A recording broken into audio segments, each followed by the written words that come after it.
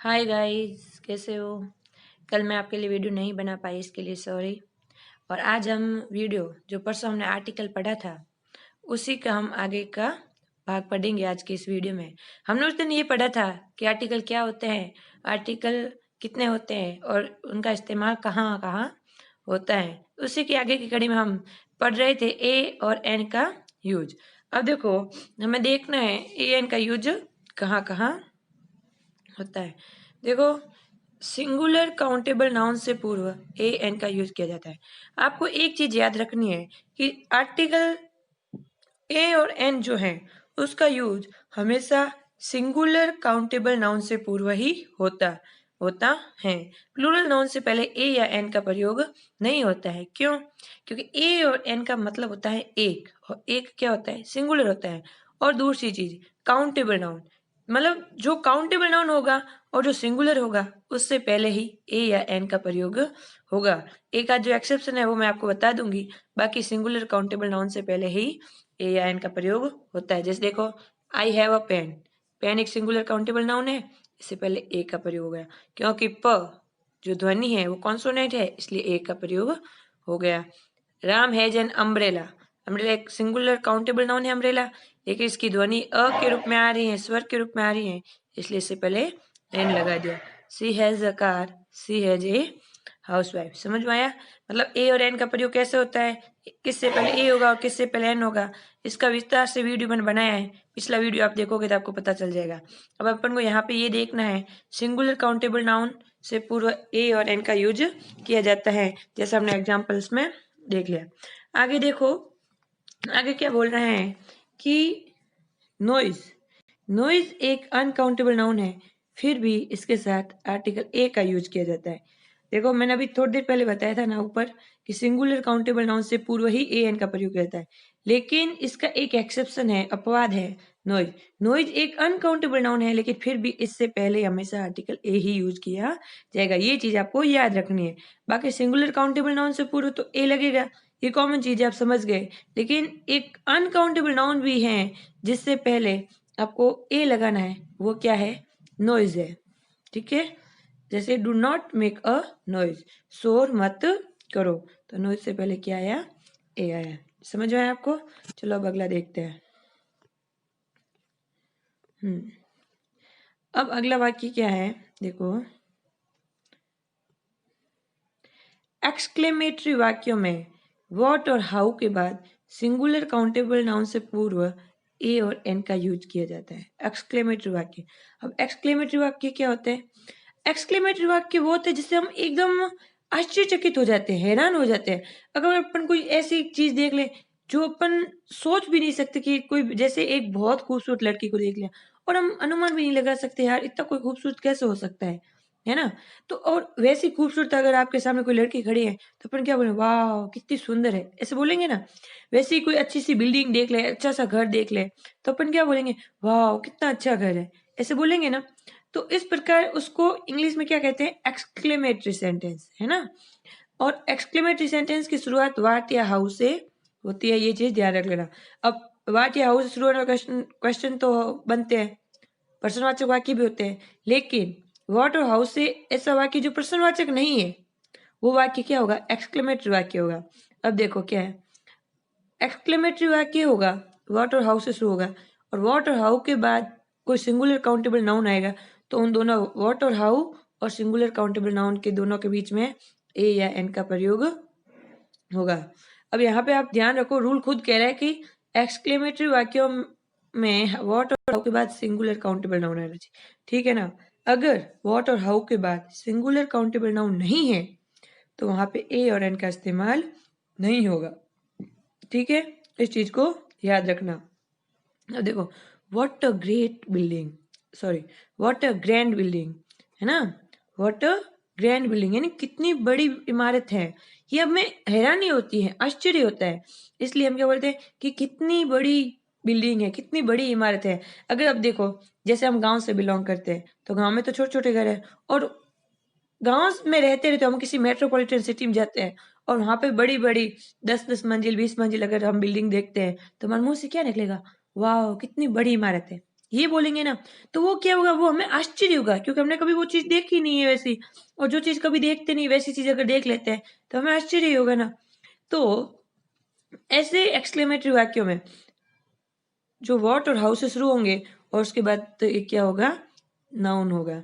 अब देखो what exclamatory शब्द हो गया और ग्रैंड बिल्डिंग क्या हो गया ना, बिल्डिंग तो हो गया नाउन और ग्रैंड हो गया एडजेक्टिव। तो एडजेक्टिव प्लस नाउन, मैंने आपको बताया था कि ए और एन का प्रयोग नाउन से पहले होता है, लेकिन अगर नाउन के साथ एडजेक्टिव हो तो एडजेक्टिव से पहले आर्टिकल लगेगा। तब ये हो गया नाउन और ये हो गया एक्सक्लेमेटरी शब्द, तो बीच में आ गया ए। जैसे देखो व्हाट अ ग्रेट पर्सन, कितना महान आदमी है, तो पर्सन नाउन हो गया और ग्रेट एडजेक्टिव हो गया और ए आर्टिकल हो गया। व्हाट अ प्रेटी गर्ल, कितनी सुंदर लड़की है, तो गर्ल तो नाउन हो गई, प्रेटी एडजेक्टिव हो गया और ए आर्टिकल हो गया। अब अगला वाक्य देखो, हाउ नाइस, हाउ नाइस। अब इसमें ए एंड का प्रयोग नहीं किया, भी हाउ से शुरू हुआ है लेकिन फिर भी नहीं किया, क्यों? अब दिमाग लगाओ यहाँ पे, क्यों नहीं किया? क्योंकि नियम को याद रखो दिमाग में वापस। क्या बोला था नियम ने कि व्हाट और हाउ के बाद सिंगुलर काउंटेबल नाउन आना चाहिए। तो क्या इसमें हाउ के बाद नाउन है? क्या है? नाउन है? नहीं है। क्या है इसमें? इसमें नाइस है जो कि एक क्या है, एडजेक्टिव है। अब अगर इस एडजेक्टिव के बाद जैसे पर्सन, गर्ल या कोई वस्तु का नाम आ जाता तब तो यहाँ पे क्या ए एन का प्रयोग, ए एन का प्रयोग हो जाता, लेकिन इसके आगे कोई नाउन आया ही नहीं, ये सिर्फ एडजेक्टिव है, तो यहाँ पे कोई भी आर्टिकल नहीं लगेगा। समझ में आई बात? इन चीजों को, ये एग्जाम्पल मैंने जानबूझ के जोड़ा है ताकि आपको समझ में आ जाए कि अगर व्हाट या हाउ के बाद कोई नाउन आए, सिंगुलर काउंटेबल नाउन आए, तो ही हम ए और एन का प्रयोग करेंगे, अदरवाइज हम नहीं करेंगे। ठीक है, गॉट इट? अब अगला देखो,